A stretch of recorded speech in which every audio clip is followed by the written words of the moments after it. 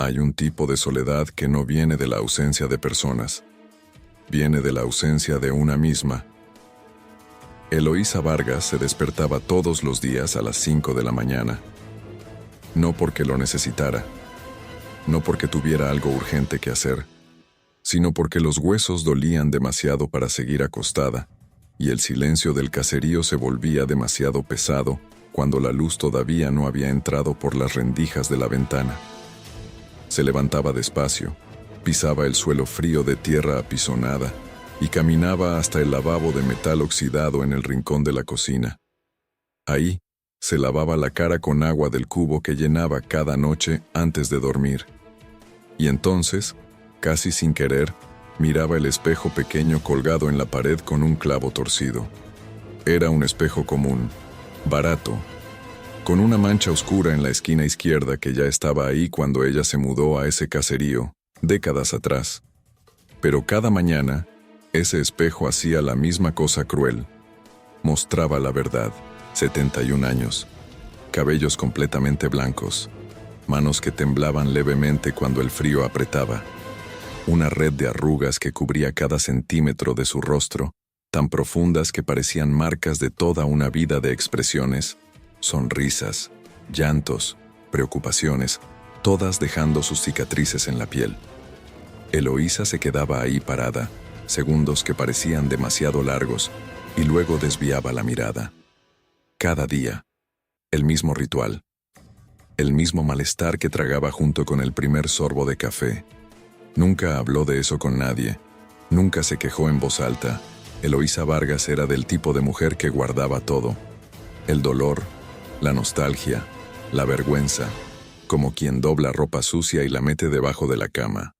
Por fuera era la doña Eloísa de la costura, la viuda de Ramiro, la abuela de Carmela. Por dentro, era una mujer que había perdido algo que no sabía nombrar del todo. El pueblo de San Genaro era de esos lugares donde el tiempo parecía haberse detenido en un punto específico y se había negado a seguir adelante.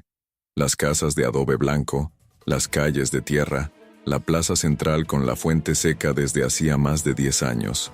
El calor que agrieta el suelo en verano. El viento que levanta polvo en invierno y se cuela por debajo de las puertas aunque estén cerradas. Todo el mundo se conocía.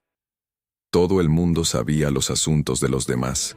Y Eloísa, que vivía en el caserío más apartado en el fondo del pueblo, era conocida como la mujer silenciosa que criaba a la nieta sola desde que la hija se fue al norte y desapareció como vapor. Carmela tenía 8 años. Cabellos negros y rizados que la abuela peinaba cada mañana con un peine grueso y una paciencia infinita.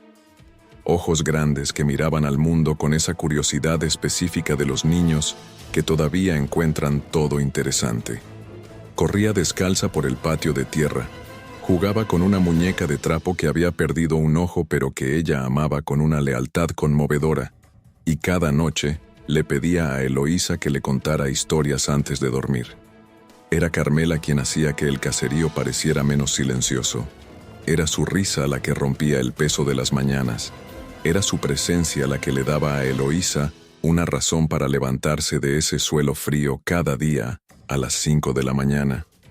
Pero incluso eso, incluso el amor genuino que Eloísa sentía por la niña, no era capaz de tapar el hueco que crecía despacio dentro de ella.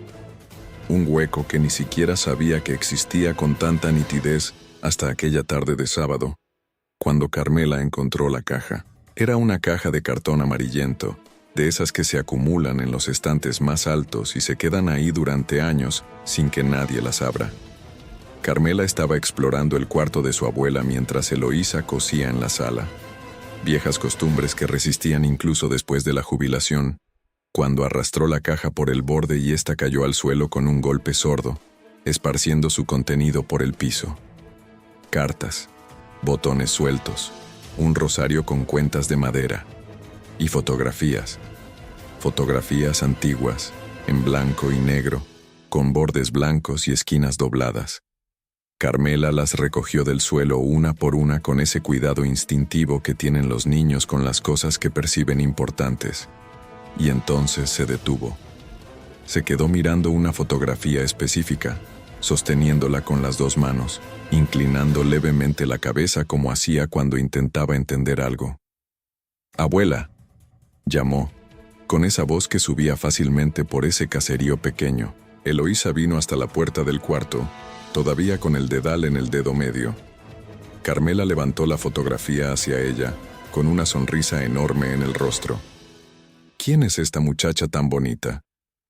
Eloísa se quedó inmóvil en el umbral de la puerta.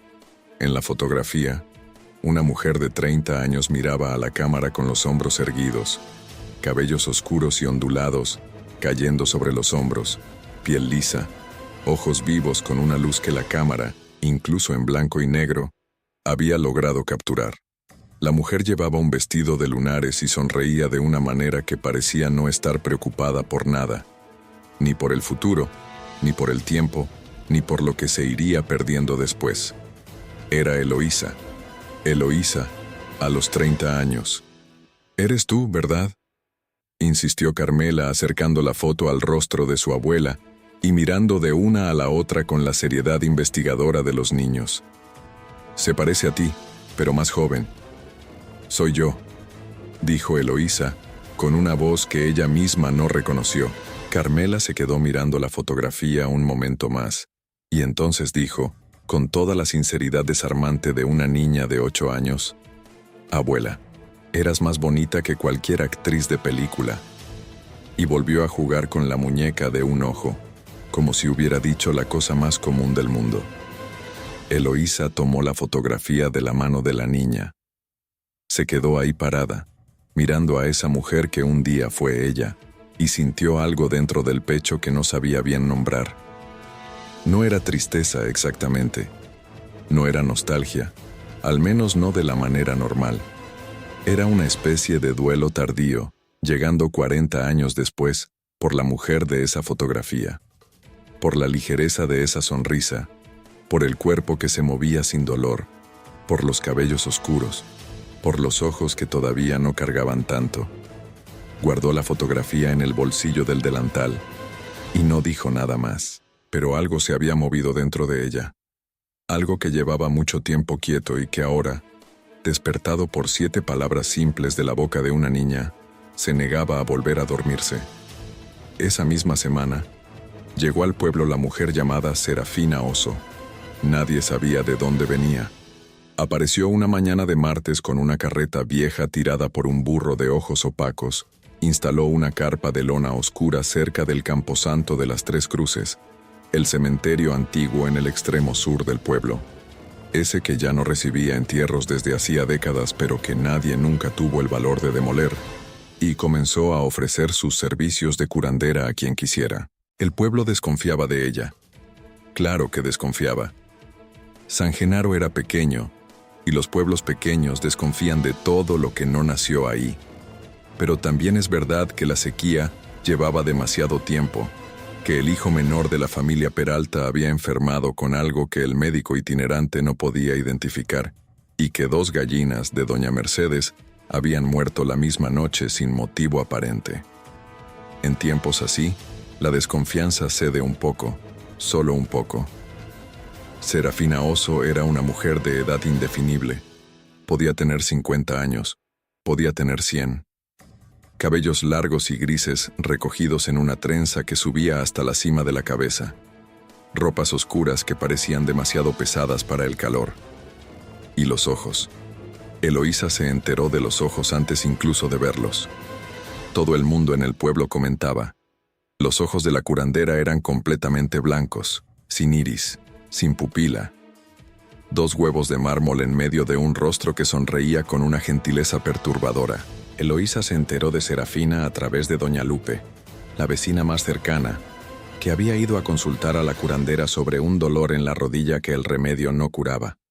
Doña Lupe dijo que la mujer sabía cosas que no había manera de saber, que había mencionado al marido fallecido de doña Lupe por su nombre, sin haber estado nunca en San Genaro, y había dicho palabras que parecían arrancarle el aliento a quien las escuchaba. «Pero no sé si es cosa de Dios o cosa del otro», dijo doña Lupe bajando la voz aunque estuviera sola con Eloísa. «Prefiero no volver». Eloísa escuchó en silencio, con la fotografía en el bolsillo del delantal. Esa noche, esperó a que Carmela se durmiera.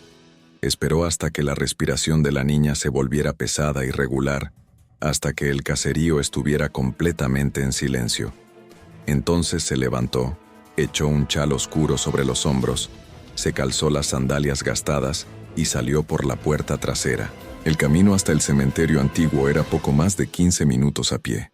Eloísa fue despacio, porque las rodillas dolían con el frío de la noche y porque parte de ella todavía esperaba que la otra parte le ordenara que parara, que volviera, que se fuera a dormir. Pero esa voz no llegó, o llegó, y fue apagada por otra cosa. La imagen de la fotografía, el rostro de esa mujer de 30 años, las 7 palabras de Carmela dando vueltas sin parar. La carpa de Serafina estaba encendida por dentro. Una luz amarillenta, como de vela, que hacía la lona oscura aún más extraña en medio de la noche. El cementerio al fondo era una sombra de cruces irregulares contra el cielo sin nubes. Eloísa se detuvo un segundo al borde del camino y luego entró. Serafina ya estaba sentada, como si estuviera esperando. No había mesa, solo 2 taburetes bajos y una tela en el suelo con objetos que Eloísa no logró identificar bien. Raíces secas, frascos oscuros, algo que parecía ser cabello enrollado alrededor de un trozo de hueso. La curandera levantó el rostro cuando Eloísa entró, y los ojos blancos atraparon la luz de la vela de una manera que parecía incorrecta, como si brillaran desde adentro. «Doña Eloísa», dijo Serafina, con una voz ronca y quieta. Ya sabía que vendría. Eloísa se sentó en el taburete frente a ella. No preguntó cómo la mujer sabía su nombre. «Quiero saber», dijo, directamente, de la manera de quien ha pasado años tragándose las cosas y ya no tiene paciencia para rodeos. «Si puede hacer lo que dicen que hace». «Depende de lo que digan», respondió Serafina. «Dicen que puede cambiar cosas, cosas que no deberían poder cambiarse». La curandera la miró fijamente. Esos ojos blancos que no parpadeaban al ritmo normal, que observaban con una calidad que erizaba la piel. «Puedo», dijo ella al fin. «Pero nada viene sin costo». «Lo sé», dijo Eloísa. «Dígame el precio». Serafina se inclinó levemente hacia adelante, y la voz se volvió aún más baja, como si lo que se estaba diciendo necesitara ser protegido de las paredes. «Lo que usted quiere es volver a ser como era. Vuelta de carne, vuelta de hueso. El rostro que tenía a los 30 años. El cuerpo sin los dolores, sin las marcas, sin el peso de todo lo que vino después. Y no por un tiempo, para siempre, inmutable». «Sí», dijo Eloísa. La palabra salió más rápido de lo que pretendía. «El precio», dijo Serafina despacio, «es la primera alegría verdadera de alguien que la ama de verdad. Capturada mientras duerme, guardada en un frasco y entregada a mí antes del amanecer». Eloísa guardó silencio por un momento. Solo había una persona en el pueblo de San Genaro que la amaba de verdad. Solo una que todavía la miraba sin el velo de la indiferencia, de la convivencia forzada, de la cortesía de vecindad. «La primera sonrisa», dijo Serafina como si necesitara aclarar. «No la risa en sí, la capacidad, el impulso. Esa cosa que hace que la alegría suba por el rostro y se muestre. Una vez capturada, no vuelve». Eloísa debería haber hecho más preguntas. Debería haber pedido a la curandera que explicara con todas las palabras, sin metáforas, sin eufemismos. Debería haberse puesto de pie, salido de la carpa, vuelto al caserío, acostado junto a Carmela en el colchón viejo y agradecido por tener una nieta que la encontraba más bonita que una actriz de cine. Debería haber hecho todo eso, pero dentro de ella estaba esa cosa que se había despertado con la fotografía. Esa voz que no podía dejar de repetir el nombre de esa mujer de 30 años como si fuera una persona diferente, una persona que le habían robado y que quizás, tal vez, podía ser recuperada. Y esa voz era más fuerte que cualquier otra cosa en ese momento. «¿Cómo se hace el ritual?», preguntó Eloísa. Serafina fue a su caja de objetos y sacó un frasco pequeño, de vidrio oscuro, con una tapa de corcho. Explicó lo que había que hacer. Eloísa escuchó cada palabra. Su rostro no cambió de expresión mientras escuchaba. Era el rostro de alguien que ya había tomado la decisión antes de llegar ahí, y solo estaba recogiendo los detalles técnicos. Volvió al caserío. Entró en el cuarto de Carmela sin encender la luz. La niña dormía de la manera en que duermen los niños, con esa entrega total y confiada de quien no conoce motivo para no abandonarse al sueño. Los cabellos esparcidos en la almohada, la mejilla hundida en la funda, los labios levemente abiertos, la respiración acompasada, el rostro completamente relajado en una expresión que era el propio retrato de la paz. Y en ese rostro, incluso en el sueño, había ese leve tirón hacia arriba en las comisuras de los labios, esa predisposición a la sonrisa que es marca de los niños felices, ese arreglo muscular que parece decir que el cuerpo siempre está listo para reír, para mostrar alegría, para abrirse. Eloísa se quedó parada al borde de la cama durante mucho tiempo. Luego hizo lo que Serafina le había indicado. Volvió a la carpa antes del amanecer con el frasco cerrado. Serafina lo recibió sin palabras. Lo miró con los ojos blancos que parecían ver más allá del vidrio, y asintió con la cabeza. «Está completo», dijo, y entonces pronunció las palabras que debían ser dichas, con las manos sobre la cabeza de Eloísa, y Eloísa sintió que algo sucedía. No de la manera dramática que imaginaba, no un rayo ni una quemadura, sino una transformación quieta e inexorable, como hielo que se derrite de adentro hacia afuera, como algo que estaba endurecido y de repente se suelta. Volvió a casa al amanecer y durmió. Se despertó con el sol ya alto y algo diferente. Se quedó acostada un momento sin entender. El cuerpo no dolía. Las rodillas que amanecían cada día con esa rigidez húmeda de quien tiene más de 70 años. No había rigidez. Levantó las manos y las miró.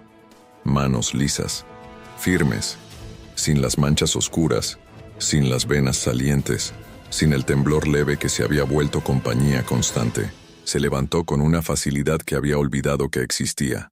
Caminó hasta el lavabo, miró el espejo, y ahí estaba, la mujer de la fotografía, el rostro de 30 años, piel lisa, cabellos oscuros, ojos con esa luz, el cuerpo que había sido restituido con una perfección que parecía imposible, y al mismo tiempo completamente real, completamente físico, completamente ahí. Eloísa se quedó mirando el espejo durante un tiempo que no pudo medir. Y entonces, en un impulso que no pudo contener, sonrió. El rostro joven le sonrió de vuelta, y era de una belleza que hacía daño. Fue a buscar a Carmela para el desayuno. La niña estaba despierta, sentada al borde de la cama, mirando al suelo con una expresión que Eloísa no reconoció de inmediato. Cuando levantó el rostro, Eloísa dio un paso atrás. El rostro de Carmela estaba vacío. No era tristeza, no era llanto, era una ausencia. Como si alguien hubiera borrado algo del mapa del rostro de la niña, específicamente eso que se queda en las comisuras de los labios, en el redondeo de las mejillas, en la luz que sube por los ojos cuando llega la alegría. Los músculos del rostro de Carmela estaban completamente relajados, no en una expresión neutra, sino en una expresión que parecía no saber ya cómo subir, como un instrumento al que le han quitado las cuerdas, todavía entero por fuera, pero incapaz de producir sonido. «Carmela», dijo Eloísa, agachándose frente a la niña y sosteniendo su rostro con las dos manos. «Carmela, mi niña». La niña la miró, reconoció la voz, pero el rostro no respondió. No hubo sonrisa, no hubo ese leve abrir de labios de alegría, que era el primer movimiento de Carmela cada mañana. Solo esa mirada directa y esa expresión plana, quieta, imposible. «Carmela», dijo Eloísa de nuevo, y esta vez la voz se quebró. En los días que siguieron, Eloísa llevó a la niña al médico del pueblo, al médico de la ciudad más cercana, a un especialista que vino de lejos y cobró caro. Nadie encontró nada. Los músculos del rostro de Carmela estaban íntegros. Neurológicamente no había lesión. Los exámenes no mostraban causa. La niña entendía todo, respondía preguntas, comía, dormía, se movía con normalidad. Pero el rostro permanecía en una expresión que los médicos describían como hipomimia, de causa indeterminada. Un término técnico y frío para decir que no sabían lo que había pasado. Pero Eloísa sí sabía. Fue hasta el camposanto de las Tres Cruces esa misma semana. La carpa de lona oscura había desaparecido. El burro había desaparecido. Serafina Oso había desaparecido como si nunca hubiera estado ahí. Y los vecinos del pueblo a quienes Eloísa preguntaba, la miraban con cara de quien no entiende la pregunta. Algunos ni siquiera recordaban haber visto a la curandera, como si la memoria de la mujer fuera frágil y ya estuviera evaporándose. En el suelo, donde había estado la carpa, solo había un espejo, pequeño, con marco de madera ennegrecida, tirado en el suelo polvoriento entre las hierbas secas. Eloísa lo recogió, lo volteó y vio, en el espejo, reflejado con una nitidez perturbadora, estaba su propio rostro, pero no el rostro joven que había recuperado. Era el rostro de una mujer de 71 años, profundamente arrugado, con los cabellos completamente blancos. Y mientras Eloísa sostenía el espejo, el reflejo envejeció más. Las arrugas se profundizaron. La piel se hundió sobre los huesos. Los ojos se oscurecieron. El cabello se fue haciendo más escaso. El reflejo en el espejo estaba viviendo el tiempo que Eloísa había dejado de vivir, acelerando, compensando, envejeciendo por ella mientras su propio rostro permanecía intacto y joven. Eloísa dejó caer el espejo. Se partió en dos al golpear el suelo, pero no se apagó. Ahí roto seguía mostrando ese reflejo que envejecía. Volvió al caserío. Carmela estaba sentada en la mesa de la cocina, con la muñeca de un ojo en el regazo mirando por la ventana. La luz de la tarde entraba por la persiana rota y hacía rayas doradas en el rostro inmóvil de la niña. Eloísa se quedó parada en la puerta observando a su nieta durante mucho tiempo. El rostro joven, bello, intacto de Eloísa, contrastaba de una manera que dolía visualmente con la expresión vacía de la criatura. Carmela sintió la presencia de su abuela y volvió la cabeza. Sus ojos grandes encontraron los ojos de Eloísa. Y había amor en esa mirada. Eloísa podía verlo. Todavía había amor. Todavía había reconocimiento. Todavía estaba esa conexión que años de mañanas juntas e historias antes de dormir y peines pasados por el cabello habían construido. Pero el amor estaba atrapado detrás de un rostro que ya no podía expresarlo. Era como ver a alguien hacer señas desde el fondo del agua. En los meses que siguieron, los vecinos de San Genaro fueron los primeros en notar la extrañeza. Esa muchacha nueva que había aparecido en el caserío de la vieja Eloísa, ¿quién era? ¿Una sobrina? ¿Una nieta mayor? Nadie podía atar los cabos. La mujer hablaba con la voz de Eloísa. Sabía las historias de Eloísa. Conocía los nombres de todos. Pero el rostro era el de una joven de 30 años, que no combinaba con nada de lo que conocían. Eloísa dejó de intentar explicar. Se quedó en casa. Cuidaba a Carmela. Le peinaba el cabello cada mañana con el peine grueso. Preparaba los frijoles y las tortillas que eran la comida preferida de la niña. Contaba historias por las noches, aunque sin saber si Carmela todavía disfrutaba escucharlas, porque el rostro ya no daba esa información. Y cada mañana se despertaba a las 5 de la mañana. Iba hasta el lavabo, se lavaba la cara y miraba el espejo pequeño con la mancha oscura en la esquina. El rostro de 30 años la miraba de vuelta, liso, sin marcas, permanente e inmutable, exactamente como había pedido. Y en los ojos de ese rostro joven, en esos ojos que la cámara antigua había capturado tan bien en la fotografía que Carmela había encontrado, en esos ojos que un día tuvieron esa luz específica de quien todavía no carga tanto, había ahora algo que no estaba antes. Algo que no envejece. que no desaparece con el paso del tiempo, que ningún pacto y ninguna curandera puede quitarle a quien lo adquiere. Culpa. Pesada, constante, tan permanente como el propio rostro joven. Eloísa Vargas tiene el rostro de una mujer de 30 años. Lo tendrá para siempre. Y lo mirará cada día a las 5 de la mañana, en el espejo barato con la mancha oscura en la esquina, por todos los años que aún están por venir, que serán muchos, porque ella no va a envejecer, no va a cambiar, va a quedarse exactamente así mientras el tiempo sigue adelante sin ella. Y después entrará en el cuarto de Carmela, y la peinará, y verá ese rostro que guarda el amor pero que ya no puede mostrarlo, y vivirá con eso, porque eso fue lo que compró, no la juventud, la eternidad de la consecuencia. Dicen que hay un tipo de maldición que no tiene humo, no tiene olor a azufre, no aparece en ningún libro de rezos.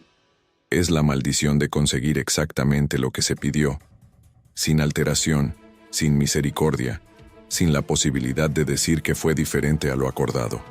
Eloísa pidió no envejecer nunca más, y nunca más va a envejecer. Pidió tener el rostro de esa mujer de la fotografía para siempre, y lo tendrá. Lo que no pidió, lo que no preguntó, lo que no quiso saber, era qué se cargaría dentro de ese rostro, qué habitaría esos ojos jóvenes, qué crecería despacio y sin pausa en algún lugar del pecho de esa mujer de cara inmutable mientras los años pasaran. Ahora lo sabe, y lo sabrá para siempre.